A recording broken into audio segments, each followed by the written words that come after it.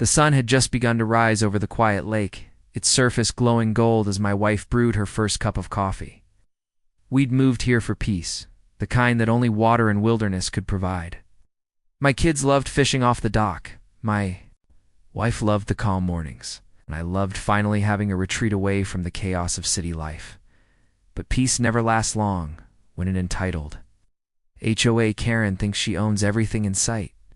Our cabin was on the far side of the lake on land had inherited from my grandfather. It was private property, always had been. No HOA, no dues, no board meetings, just family memories, wildlife, and the lake.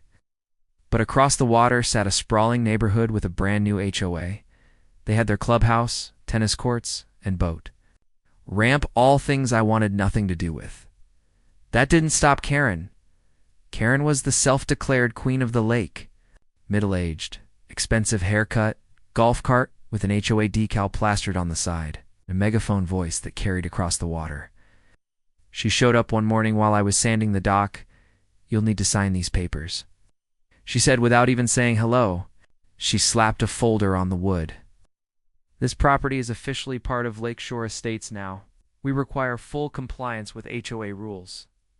I looked at her, then at the papers. They had HOA bylaws, fee schedules, and a ridiculous fine chart. That charged people $50 a day for things like unsightly furniture or non-approved paint colors. I laughed. "Ma'am, this land has been in my family for 60 years. It's not part of your HOA. Her eyes narrowed. "Everything around this lake is Lakeshore Estates. You can't opt out." "Watch me," I said, sliding the folder back to her. That's when the war began. At first, it was petty harassment. She had HOA inspectors drive their golf carts down my private lane, taking photos of my cabin.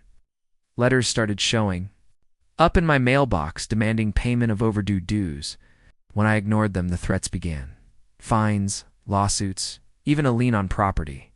My wife worried, but I told her not to. Kieran couldn't enforce a single thing legally. We weren't part of them. But Kieran wasn't used to being told no.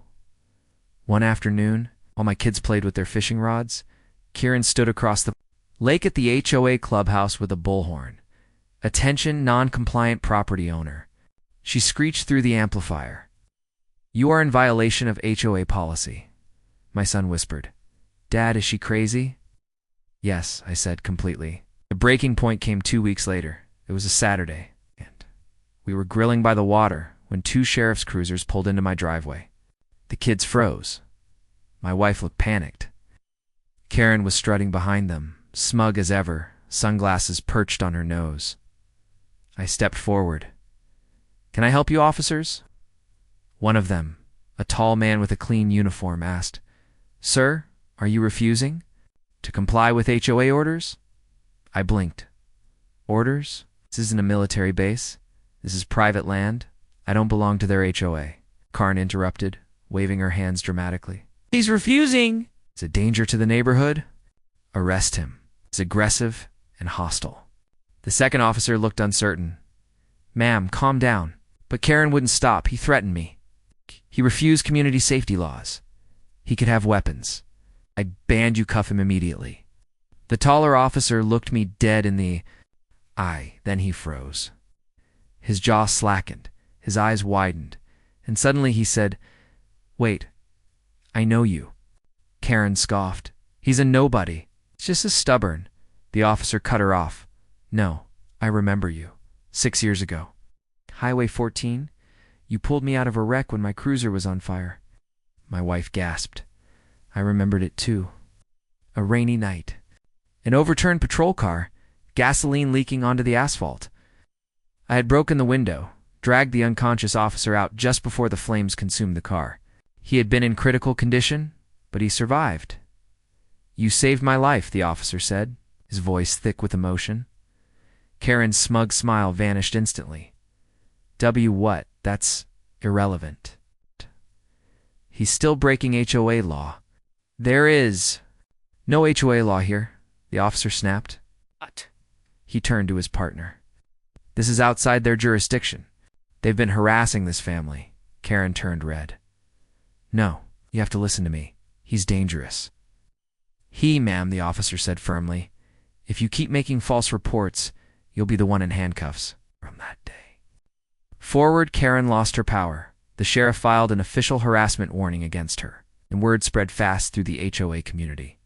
Some residents were furious with her for wasting resources. Others were embarrassed. Karen tried to keep up appearances, still buzzing around in her golf cart, but she no longer dared to set foot on my property. The best part? The officer came back a week later, off duty, just to shake my hand properly. He brought his family and introduced them to mine. I owe you more than I can ever repay, he said quietly. I just smiled. The only thing you owe me is making sure entitled bullies like her don't win.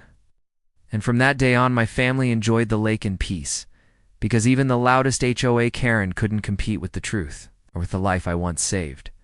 This story is just the beginning. There is so much more ahead.